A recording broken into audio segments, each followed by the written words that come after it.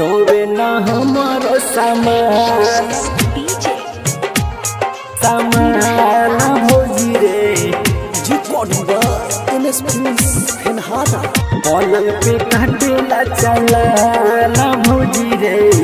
तोवे न हमारो सामान हमरो भातार मिलल बा मौगा हमरो भातार मिलल बा मौगा तोवे न हमारो सामान भौजी रे तोवे न हमारो सामान सखी के भातार मिलल मजेदार सखी के भातार मिलल मजेदार पलंग पे काटेला चला न भौजी रे पलंग पे काटेला चला न भौजी रे तोवे न हमारो सामान तोवे न हमारो सामान सामान भौजी रे पलंग पे काटेला चला न भौजी रे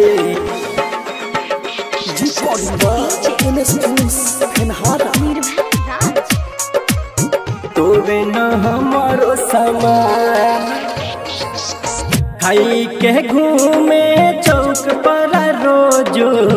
खाई के घूमे चौक पर रोजो जरा दबाला पान भौजी रे जरा दबाला पान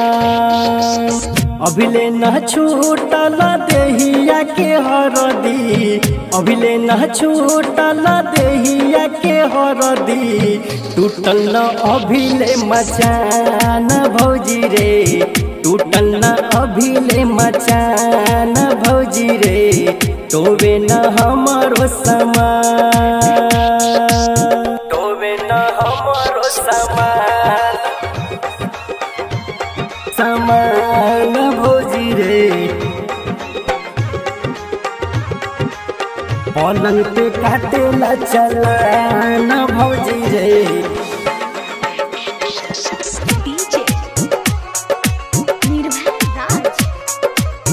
तोवे न हमारो सामान सखी के किस्मत बा हमरो जानी सखी के किस्मत बा हमरो जानी बदलल जाता खानदान भौजी रे बदलल जाता खानदान ओकरा तो साल भर में हो जाता लइका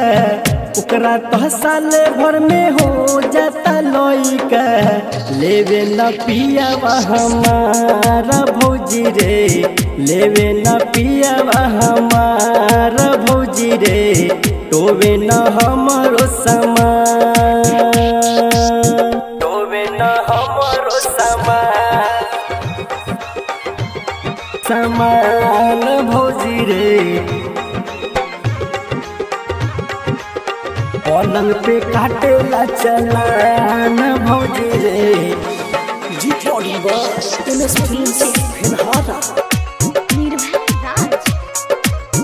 तोवे न हमारो सामान मन करे गारी दी रूपे सके मन करे गारी दी रतन सके अशोक जी काटे न चला न भौजी रे अशोक जी काटे न चला हमरो भातार मिलल बा मौगा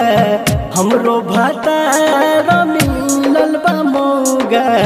तोवे न हमारो सामान भौजी रे तोवे न हमारो सामान भौजी रे काटे न हमारो चला।